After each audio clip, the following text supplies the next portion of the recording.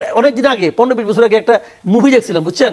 ওটা মধ্যে ডিপ জল বলতো যে সানডে মানডে ক্লোজ করে দিবে, বুঝছেন না? আমরা ওই সানডে মানডে আবার দেখলাম এতদিন পরে, ছাত্ররা সানডে মানডে ক্লোজ করতেছে। পুলিশকে নিষ্ক্রিয় কেন দেখা যাচ্ছে এটা আমি তো আসলে দূরের থেকে বেশি বলতে পারবো না, আমি আমার ধারণাটা বলি।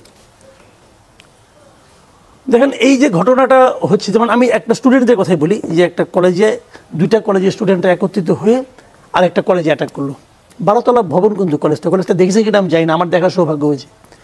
দেখতে অসাধারণ কলেজ, একটা কলেজ 12 তলা উঁচু, মানে অনেক বড় স্পেস নিয়ে আর কি।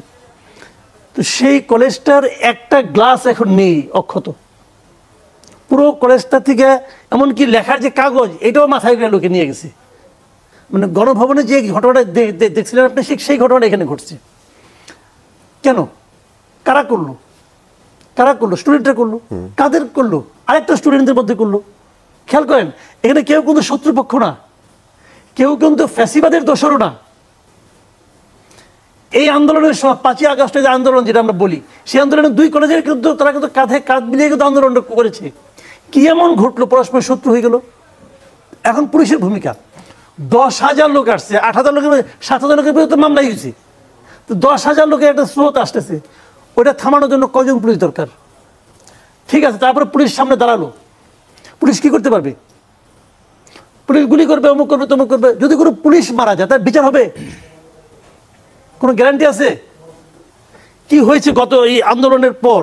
আমরা গত কয়েকদিনে কি দেখেছি, যে যদি এদের হাতে যদি কেউ মারা যায় থাকে তার কোনো বিচার হবে না, এই ধরনের কথা তো বলা হয়েছে না ভাই। হয়েছে তো, সেটা তো হয়ে গেছে, ওই 1 মাসের কথা। এইটা যে হবে ওদের গ্যারান্টি কি? ওই পুলিশটা কি করে বুঝবে? তার একজন সহকর্মী মারা গেছে, তার বিচার হয় না, আমারটা হবে, তার কি গ্যারান্টি আছে? কি গ্যারান্টি আছে? তো এই সমস্ত বিষয়গুলো শোনেন, আইন ভাঙার একটা প্রবণতা এখন বিরাজ করছে।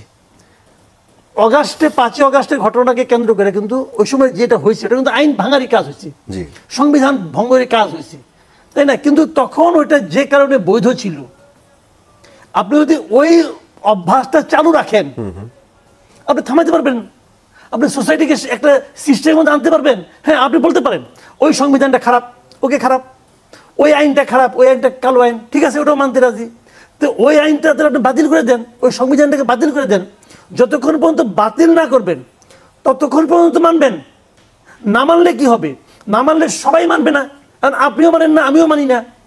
তাহলে কি হবে? যে গাইড জোরে পারবে সে জিতবে, আর যার গাইড জোর কম সে মার খাবে। এই তো হবে জিনিসটা। এখন এই আইন ভাঙা, সংবিধান লঙ্ঘন করার, এটা কে শুরু করছে?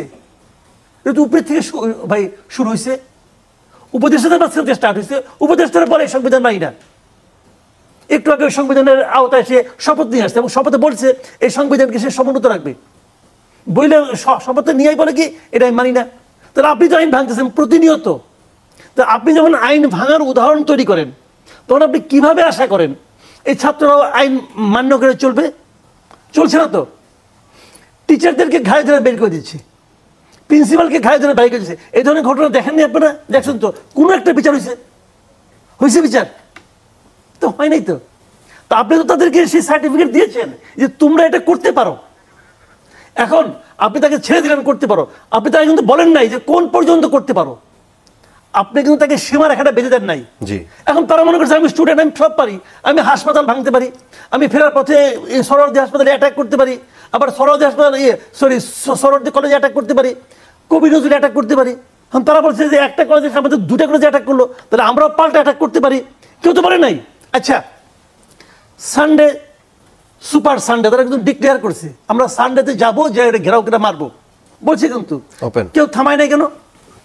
কেউ ব্যবস্থা নেয় নাই কেন বলেন আপনি আমাকে? এরা আবার বলছে যে মেগা মানডে, তো মানডে ঘোষণা তারা দিল, কেউ থামালো না কেন বলেন? কেউ থামালো না কেন ভাই? আচ্ছা, আমাদের এই সমস্ত ছাত্রদের নেতৃত্বের দাবিদার, বৈষম্য বুঝি ছাত্র আন্দোলনের আমাদের এই নেতারা, তাদের আমরা প্রায় দেখি সরকারকে হুমকি দেয়, অমুককে হুমকি দেয়, রাষ্ট্রপতিকে নামায় দেয় না? তো ওনারা কেন ওখানে গেল না? ওনারা তো যাইতে পারতো, তো ওনারা তো ছাত্রদের নেতা, ওনারা যায় নাই কেন? যায় নাই এই কারণে ওনাদের কোনো নিয়ন্ত্রণ ওদের উপর আর নাই।